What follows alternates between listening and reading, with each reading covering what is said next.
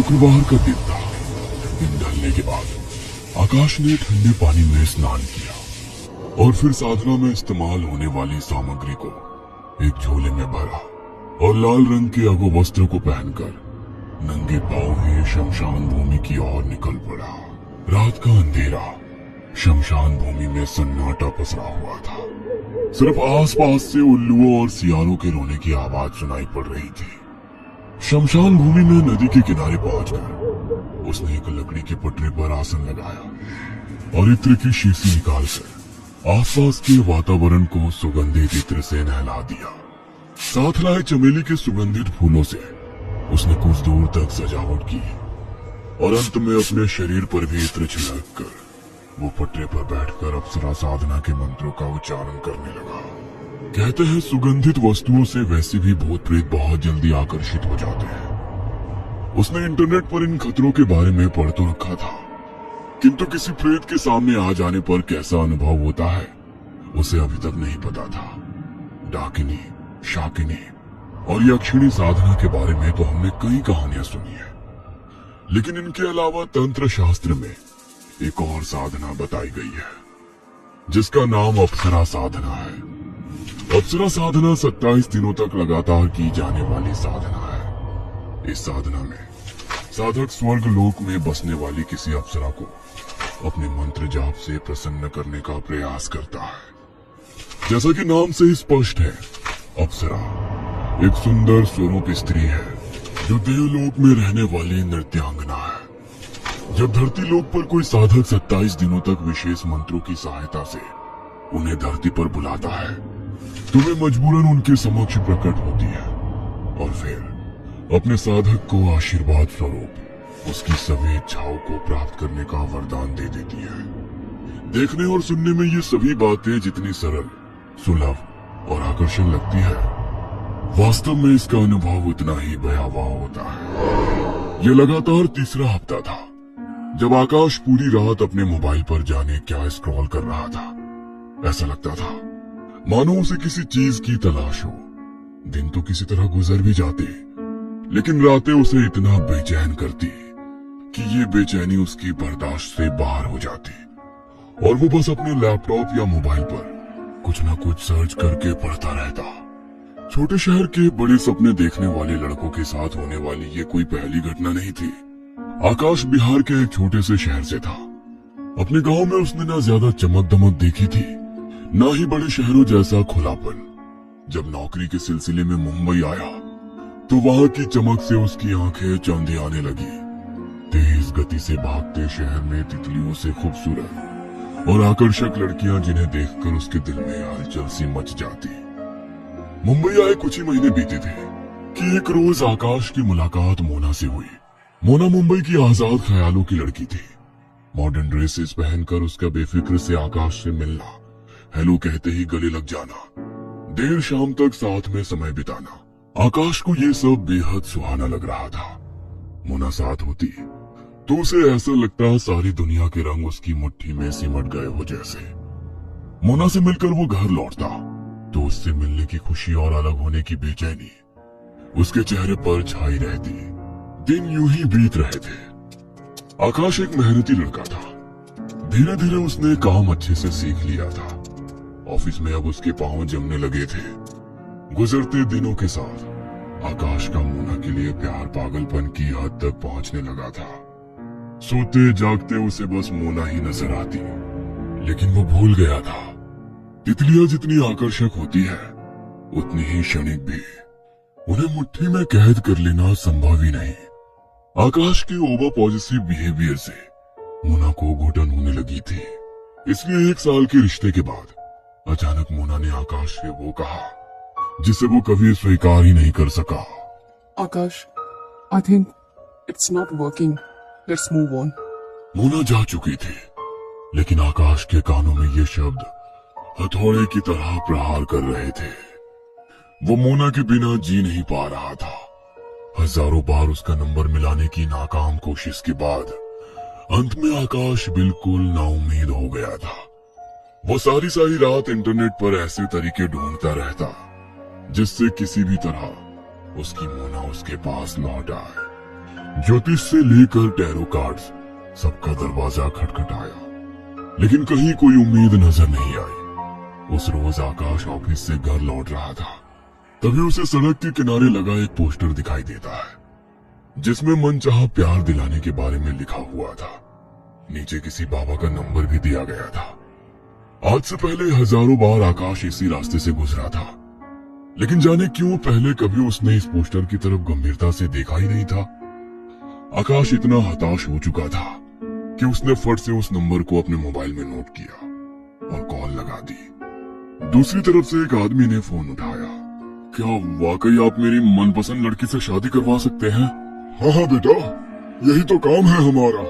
चाहे कोई भी लड़की हो, मात्र 11 दिन में खुद ब खुद तुम्हारी तरफ खींची चली आएगी, जिसे चाहे अपना बना सकते हो। लेकिन ऐसा कैसे हो सकता है? ऐसा तो संभव ही नहीं है। वो मेरा फोन तक नहीं उठा रही, उसे देखना तो नसीब नहीं हो रहा। आप कहते हो 11 दिनों में शादी करा दोगे? बेटा, सब कुछ संभव है। तंत्र शास्त्र के बारे में जानते हो? हमने डाकिनी, यक्षिणी और अप्सरा सिद्ध की हुई है। हम तुम्हें ऐसी सिद्धि देंगे कि तुम्हारी प्रेमिका खुद ब खुद चलकर तुम्हारे पास आएगी। आकाश को बाबा की बात पर भरोसा नहीं हो रहा था, इसलिए उसने इस बारे में ज्यादा बातें नहीं की और फोन काट दिया। कैसी अजीब सी बातें कर रहा था वो बाबा।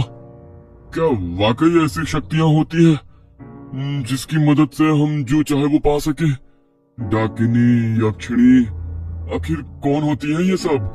आकाश के मन में उत्सुकता पैदा हो चुकी थी। अपनी उत्सुकता को शांत करने के लिए आकाश डाकिनी और अप्सरा साधना के बारे में गूगल पर सर्च करने लगता है। एक के बाद एक पेज उसके सामने खुलते चले जाते हैं। अगर वाकई अप्सरा साधना जैसी कोई साधना होती है जिसकी मदद से हम सब कुछ पा सकते हैं, तो इससे अच्छी बात कोई हो ही नहीं सकती। बाबा ने साधना के लिए मुझसे 20,000 रुपए मांगे थे। किसी बाबा की क्या जरूरत है? इतनी इन्फॉर्मेशन है गूगल पर, मैं खुद ही अप्सरा को साधने के लिए उसकी सिद्धि करूंगा। आकाश नहीं जानता था वो किस रास्ते पर जाने की कोशिश कर रहा है। ना तो उसके पास कोई गुरु था, ना कोई पुख्ता जानकारी। हफ्तों तक इंटरनेट खंगालने के बाद उसने अब साधना करने का मन बना लिया था। इस समय मोना को पा लेने का जुनून उसके सर पर पागलपन की हद तक सवार हो चुका था। वो कुछ भी करके बस मोना को अपनी जिंदगी में वापस लाना चाहता था। शुक्रवार को दिन ढलने के बाद उसने स्नान किया और फिर साधना में इस्तेमाल होने वाली सामग्री को एक झोले में भरा और नंगे पांव ही शमशान भूमि की ओर निकल पड़ा। लाल रंग के अधो वस्त्र को पहनकर उसने एक लकड़ी के पटरे पर आसन लगाया और फिर बैठकर अप्सरा साधना के मंत्रों का उच्चारण करने लगा। तकरीबन 2 घंटे तक वो एकाग्र होकर मंत्र जाप करता रहा। इसी बीच कई बार उसका मन भटका। कभी उसे अपने आसपास किसी के होने का एहसास होता, तो कभी किसी के रोने चिल्लाने की आवाज सुनाई देती। डर से उसकी घिग्गी बंधी हुई थी, लेकिन फिर भी बिना रुके वो लगातार मंत्र पढ़ रहा था। जैसे जैसे साधना के दिन आगे बढ़ रहे थे, मंत्र जाप के समय उसके मन में बार बार मोना का ख्याल आ रहा था। उसे बार बार मोना के साथ बिताए गए लम्हे याद आते। आकाश रोजाना नियम से अपनी मंत्र साधना कर रहा था, लेकिन अपने आसपास उसे ऐसा कुछ भी महसूस नहीं हो रहा था जिससे कि पता लगे कि उसकी साधना का लाभ मिल भी रहा है या नहीं। धीरे धीरे समय बीतता जा रहा था और इसी तरह तकरीबन 10 दिन का समय और बीत जाता है। रात के तकरीबन 11 बजे होंगे। आकाश शमशान में मंत्रों की साधना में लीन था। एकाएक उसे एहसास हुआ उसके आसपास की महक बहुत तेज हो गई है। यह गंध इतनी तेज हो गई थी कि अब उस गंध में सांस लेना भी दुभर हो रहा था। देखते ही देखते चारों ओर ठंड बढ़ने लगी। वातावरण में अब इतनी ठंडक थी कि आकाश का शरीर नीला पड़ने लगा था। कुछ ही देर में किसी स्त्री का भयानक अट्टहास उसके चारों ओर गूंजने लगा। आकाश इस समय जो कुछ भी महसूस कर रहा था वो उसकी कल्पना से परे था। उसने तो एक अप्सरा को पाने के लिए साधना की थी, किंतु इस समय उसे जो हंसी सुनाई दे रही थी वो इतनी भयानक थी कि किसी के भी रोंगटे खड़े करने के लिए पर्याप्त थी। वहां का वातावरण इतना भयावह हो गया था कि अब वहां एक पल भी ठहरना आकाश के लिए मुश्किल हो रहा था।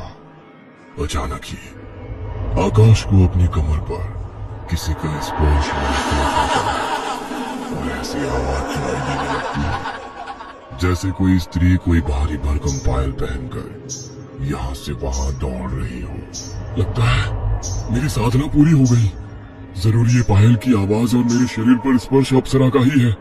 यही समय है, मुझे आंखें खोलकर उसके दर्शन करने चाहिए। ऐसा सोचकर आकाश मंत्रों को बीच में ही छोड़कर अपनी आंखें खोल देता है और जैसे ही गर्दन घुमाकर देखता है उसे अपने सामने एक 8 फुट की भयानक चेहरे वाली स्त्री दिखाई पड़ती है, जिसे देखकर उसकी चीख निकल जाती है।